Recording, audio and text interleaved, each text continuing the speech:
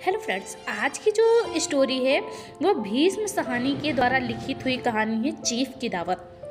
आज मिस्टर सामनाथ के घर चीफ की दावत थी। सामनाथ और उसकी धर्म पत्नी को पसीना पोंछने की फुर्सत न थी। पत्नी ड्रेसिंग गाउन पहने, उलझे हुए बालों का जूड़ा बनाए, मुंह पर फैली हुई सुर्खी और पाउडर को मले, और मिस्टर सामनाथ सिगरेट पर सिगरेट फूंकते हुए चीजों को फेहरिस्त हाथ में थामे एक कमरे से दूसरे कमरे में आ जा रहे थे।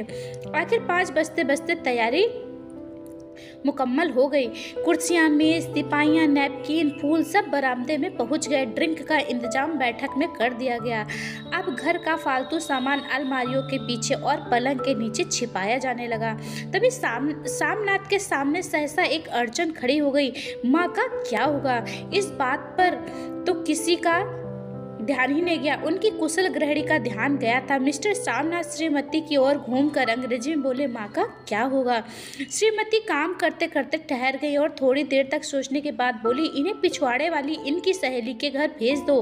रात भर बेशक वहीं रहे, कल आ जाए। सामनाथ सिगरेट मुंह में रख के सिकुड़ी आंखों से श्रीमती के चेहरे की ओर देखते हुए पल भर सोचते रहे। फिर सिर हिलाकर बोले, नहीं, मैं नहीं चाहता कि ये उस बुढ़िया का आना जाना फिर से यहाँ पर शुरू हो। पहले ही बड़ी मुश्किल से बंद किया था। माँ से कहें कि जल्दी से खाना खा के शाम को ही अपनी कोठरी में चली जाएं। मेहमान कहीं 8 बजे आएंगे, इससे पहले ही वे अपने सारे काम निपटा लें। सुझाव ठीक था, दोनों को पसंद आया। मगर फिर सहसा श्रीमती जी बोल उठी।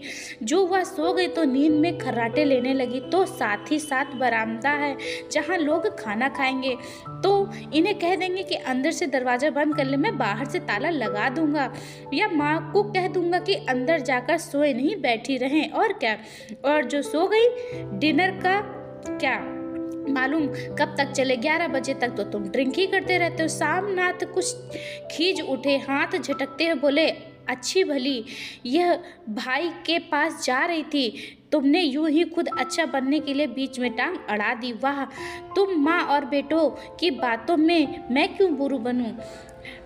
तुम जानो और वह जाने। मिस्टर सामनाथ चुप रहे। यह मौका बहस का न था, समस्या का हल ढूंढने का था। उन्होंने घूमकर माँ की कोठरी की ओर देखा। कोठरी का दरवाजा बरामदे में खुलता था। बरामदे की ओर देखते हुए झट से बोले, मैंने सोच लिया है। और उन्हीं कदमों माँ की कोठरी के बाहर जा खड़े हुए। माँ दीवार के साथ एक चौकी पर बैठी, दुपट्टे में मुंह सिर लपेटे माला जप रही थी। सुबह से तैयारी होते देखते हुए माँ का दिल भी धड़क रहा था। बेटे के दफ्तर का बड़ा साहब घर आ रहा है, सारा काम सुबीते से चल जाए। माँ, आज तुम खाना जल्दी खा लेना, मेहमान लोग 7:30 बजे आ जाएंगे। माँ ने धीरे से मुंह पर से दुपट्टा हटाया और बेटे को देखते हुए कहा, आज मुझे खाना नहीं खाना बेटा, तुम तो जानते हो मांस मछली बने तो मैं कुछ नहीं खाती। जैसे भी हो अपने काम को जल्दी से निपटा लेना। अच्छा बेटा। और माँ, हम लोग पहले बैठक में बैठेंगे, उतनी देर तुम यहाँ बरामदे में बैठना, फिर जब हम यहाँ आ जाएं तो तुम गुसल खाने के रास्ते बैठक में चली जाना। माँ अवाक बेटे का चेहरा देखने लगी, फिर धीरे धीरे बोली, अच्छा बेटा। और माँ, आज जल्दी से सो जाना, तुम्हारे खर्राटों की आवाज़ दूर तक जाती है। माँ लज्जित सी आवाज़ में बोली, क्या करूँ बेटा, मेरे बस की बात नहीं है। जब से बीमारी से उठी हूँ नाक से सांस नहीं ले सकती। मिस्टर सामनाथ के इंतजाम तो कर दिया, फिर भी उनकी उधेड़पुन खत्म नहीं हुई। जो चीफ अचानक उधर आ निकला तो 8-10 मेहमान होंगे, देसी अफसर, उनकी स्त्रियां होंगी, कोई भी गुसल खाने की तरफ जा सकता है। क्षोभ और क्रोध में वह झुलझुलाने लगे। एक कुर्सी को उठाकर बरामदे की कोठरी के बाहर रखते हुए बोले, आओ माँ, इस पर जरा बैठो। तो माँ माला संभालती, पल्ला ठीक करती उठी और धीरे से कुर्सी पर आकर बैठ गई। यूं ही नहीं माँ, टांगे ऊपर चढ़ाकर नहीं बैठते हैं, यह खाट नहीं है। माँ ने टांगे नीचे उतार ली। और खुदा के वास्ते नंगे पाँव नहीं घूमना, ना ही वह खड़ाऊ पहनकर सामने आना। किसी दिन तुम्हारी यह खड़ाऊ उठाकर मैं बाहर फेंक दूंगा। माँ चुप रही। कपड़े कौन से पहनोगी माँ? जो हैं वही पहनूंगी बेटा, जो कहो पहन लूँ। मिस्टर सामनाथ सिगरेट मुंह में रखे फिर अधखुली आंखों से माँ की ओर देखने लगे और माँ के कपड़ों की सोचने लगे। सामनाथ हर बात में तरतीब चाहते थे। घर का सब संचालन उनके अपने हाथ में था। खूंटियाँ कमरों में कहाँ लगाई जाएं, बिस्तर कहाँ पर बिछे, किस रंग के पर्दे लगाए जाए, श्रीमती कौन सी साड़ी पहने, मेज किस साइज की हो। शामनाथ को चिंता थी कि अगर चीफ का साक्षात माँ से हो गया तो कहीं लज्जित नहीं होने पड़े। माँ को सिर से पाँव तक देखते हुए बोले, तुम सफ़ेद कमीज और सफ़ेद शलवार पहन लो। माँ, पहन के आओ तो जरा देखूं। माँ धीरे से उठी और अपनी कोठरी में से कपड़े पहनने चली गई। यह माँ का झमेला ही रहेगा। उन्होंने फिर अंग्रेजी में अपनी स्त्री को कहा, कोई ढंग की बात हो तो भी कोई कहे, अगर कहीं कोई उल्टी सीधी बात हो जाए, चीफ को बुरा लगा तो सारा मजा जाता रहेगा। माँ सफ़ेद कमीज और सफ़ेद शलवार पहनकर बाहर निकली। छोटा सा कद, सफ़ेद कपड़ों में लिपटा छोटा सा सूखा हुआ शरीर, धुंधली आंखें, केवल सिर के आधे झड़े हुए बाल पल्ले की ओट में छिप पाए थे। पहले से कुछ कम कुरूप नजर आ रही थी। चलो ठीक है, कोई चूड़ियाँ वूड़ियाँ हो तो वह भी पहन लो, कोई हर्ज नहीं है। चूड़ियाँ कहाँ से लाऊं बेटा, तुम तो जानते हो सब जेवर तुम्हारी पढ़ाई में बिक गए। यह वाक्य शामनाथ को तीर की तरह लगा। तिनक कर बोले, यह कौन सा राग छेड़ दिया माँ, सीधा कह दो नहीं है जेवर, बस इसमें पढ़ाई वढ़ाई का क्या ताल्लुक है। जो जेवर बिका तो कुछ बनकर ही आया हूँ, निरा लड़ूड़ा तो नहीं लौटा आया। जितना दिया उससे दोगुना लेना। मेरी जीभ जल जाए बेटा, तुमसे जेवर लूंगी। मेरे मुंह से यूं ही निकल गया, जो होते हैं सो लाख बार पहनती। 5:30 बज चुके थे। अभी मिस्टर शामनाथ को खुद भी नहा धोकर तैयार होना था। श्रीमती कब की अपने कमरे में जा चुकी थी। शामनाथ जाते हुए एक बार फिर माँ को हिदायत करते गए, माँ रोज की तरह गुमसुम बनकर नहीं बैठी रहना। अगर साहब इधर आ निकले और कोई बात पूछे तो ठीक तरह से उस बात का जवाब देना। मैं ना पढ़ी ना लिखी बेटा, मैं क्या बात करूँगी। तुम कह देना कि माँ अनपढ़ है, कुछ जानती वानती समझती नहीं है। वह नहीं पूछेगा। 7 बजते बजते माँ का दिल धक धक करने लगा। अचानक चीख सामने आ गया और उसने कुछ पूछा तो वह क्या जवाब देंगी। अंग्रेज को तो दूर से ही देखकर घबरा जाती थी। यह तो अमरीकी है, ना मालूम क्या पूछे। मैं क्या कहूँगी। माँ का जी चाहे कि चुपचाप पिछवाड़े विधवा सहेली के घर चली जाए, मगर बेटे के हुक्म को कैसे टाल सकती थी। चुपचाप कुर्सी पर से टांगे लटकाए वहीं बैठे रही। वह कामयाब पार्टी, एक कामयाब पार्टी वह है जिसमें ड्रिंक कामयाबी से चल जाए। शामनाथ की पार्टी सफलता के शिखर चूमने लगी। वार्तालाप उसी रो में बह रहा था जिस रो में गिलास भरे जा रहे थे। कहीं कोई रुकावट न थी, कोई अड़चन न थी। साहब को विस्की पसंद आई, मेम साहब को पर्दे पसंद आए, सोफा कवर का डिज़ाइन पसंद आया था, कमरे की सजावट पसंद आई थी। इससे बढ़कर क्या चाहिए था। साहब को तो ड्रिंक के दूसरे दौर में ही चुटकुले और कहानियां कहने लगे। दफ्तर में जितना रौब रखते थे यहाँ पर उतने ही दोस्त परवर हो रहे थे। और उनकी स्त्री काला गाउन पहने, गले में सफ़ेद मोतियों का हार, सेट और पाउडर की महक से ओत प्रेत कमरे में बैठी सभी देसी स्त्रियां की आराधना का केंद्र बनी थी। बात बात पर हंसती, बात बात पर सिर हिलाती और शामनाथ की स्त्री से तो ऐसे बातें कर रही थी जैसे उनकी पुरानी सहेली हो। और इसी रो में पीते पिलाते 10:30 बज गए। वक्त गुजरते पता ही ना चला। आखिर सब लोग अपने अपने गिलासों में से आखिरी घूंट पीकर खाना खाने के लिए उठे और बैठक से बाहर निकले। आगे आगे शामनाथ रास्ता दिखाते हुए, पीछे चीफ और उसके दूसरे मेहमान। बरामदे में पहुंचते ही शामनाथ सहसा ठिठक गए। जो दृश्य उन्होंने देखा उससे उनकी टांगें लड़खड़ा गई और क्षण भर में सारा नशा हिरन होने लगा। बरामदे में एन कोठरी के बाहर माँ अपनी कुर्सी पर जो कि त्यों बैठी थी, मगर दोनों पांव कुर्सी की सीट पर रखे हुए और सिर दाएं से बाएं और बाएं से दाएं झूल रहा था और मुंह से लगातार गहरे खर्राटों की आवाज़ आ रही थी।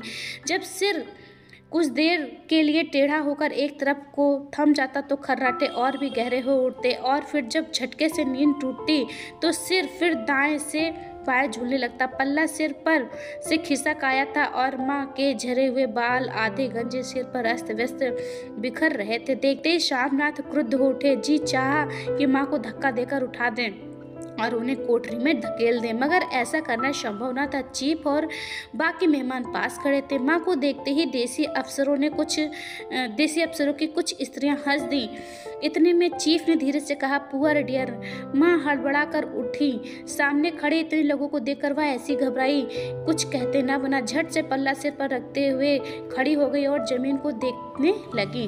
उनके पांव लड़खड़ाने लगे और हाथों की उंगलियां थर थर कांपने लगी। माँ तुम जाके सो जाओ, तुम क्यों इतनी देर तक जाग रही थी? और खिसियाई हुई नजरों से सामनाथ चीफ के मुंह की ओर देखने लगे। चीफ के चेहरे पर मुस्कुराहट थी। वह वहीं खड़े खड़े बोले, नमस्ते। माँ ने झिझकते हुए अपने में से सिमटते हुए दोनों हाथ जोड़े, मगर एक हाथ दुपट्टे के अंदर माला को पकड़े हुए थी, दूसरा बाहर। ठीक तरह से नमस्ते भी ना कर पाई। सामनाथ इस पर भी खिन्न हो उठे। इतने में चीफ ने अपना दायां हाथ मिलाने के लिए माँ की ओर आगे किया। माँ और भी घबरा उठी। माँ हाथ मिलाओ।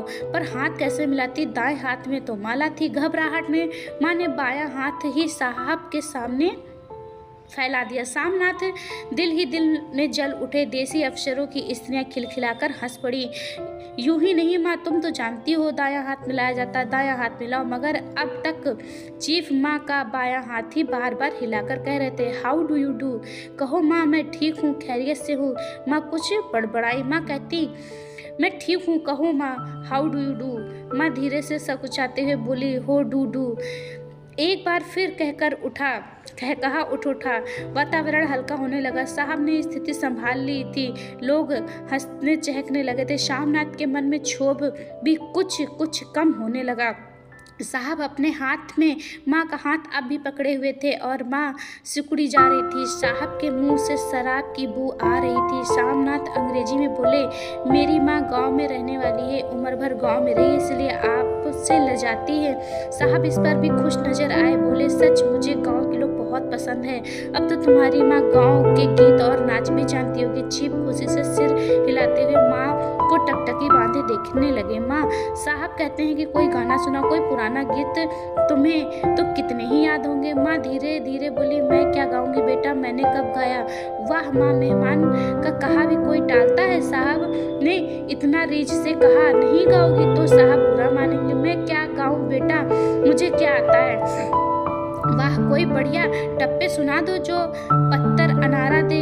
देसी अफसर और उनकी स्त्रियों ने इस सुझाव पर तालियां पीटी। माँ कभी दीन दृष्टि से बेटे के चेहरे को देखती तो कभी पास खड़ी बहू के चेहरे को। इतने में बेटे ने गंभीर आदेश भरे लिहाज में कहा, माँ इसके बाद हाँ या ना सवाल ही नहीं उठता। माँ बैठ गई और छीड़ दुर्बर लर्जती आवाज में एक पुराना विवाह का गीत गाने लगी, हरियाणी माए। ठीक है, तो इस तरीके से देसी स्त्रियां खिलखिला के हंस उठी। 3 पंक्तियां गाकर माँ चुप हो गई। बरामदा तालियों से गूंज उठा। साहब तालियां पीटना बंद ही न करते थे। शामनाथ की खींच प्रसन्नता और गर्व में बदल उठी। माँ ने पार्टी में नया रंग भर दिया था। तालियां थमने पर साहब बोले, पंजाब के गाँवों में दस्तकारी क्या है। शामनाथ खुशी से झूम उठे, बोले, लो बहुत कुछ साहब, मैं आपको एक सेट उन चीज़ों का भेंट करूंगा, आप उन्हें देखकर खुश होंगे। मगर साहब ने सिर हिलाकर अंग्रेजी में फिर पूछा, नहीं, मैं दुकानों का चीज़ नहीं मांगता। पंजाबियों के घरों में क्या बनता है, औरतें खुद क्या बनाती। शामनाथ कुछ सोचते हुए बोले, लड़कियां गुड़िया बनाती हैं और फुलकारियां बनाती हैं।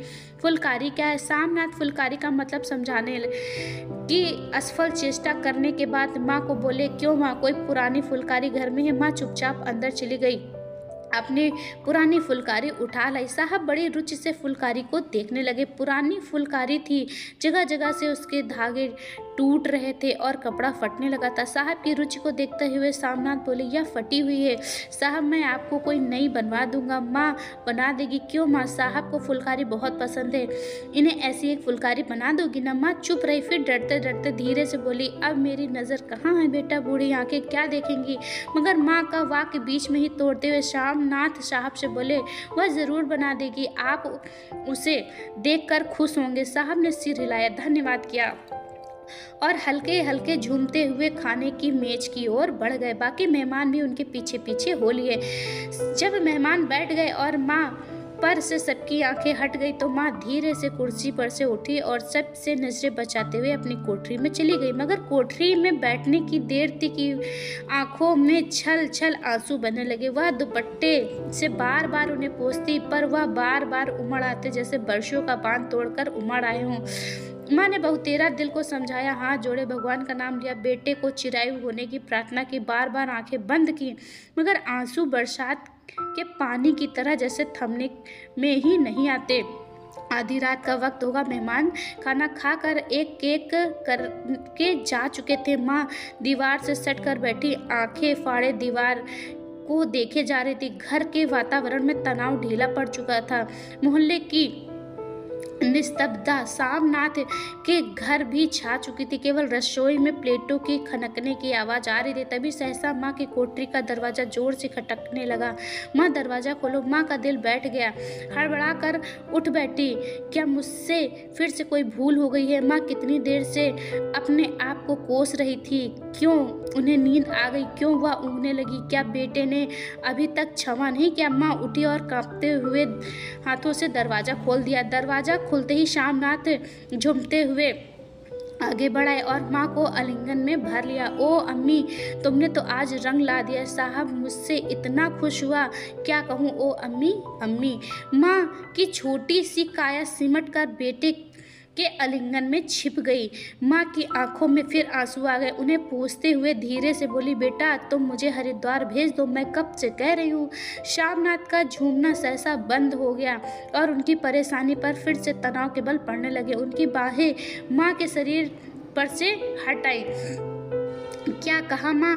यह कौन सा राग तुमने फिर से छेड़ दिया? श्यामनाथ का क्रोध बढ़ने लगा था। बोलते गए, तुम मुझे बदनाम करना चाहती हो ताकि दुनिया कहे कि बेटा माँ को अपने पास नहीं रह सकता। नहीं बेटा, अब तुम अपनी बहू के साथ जैसा मन चाहे वैसे रहो।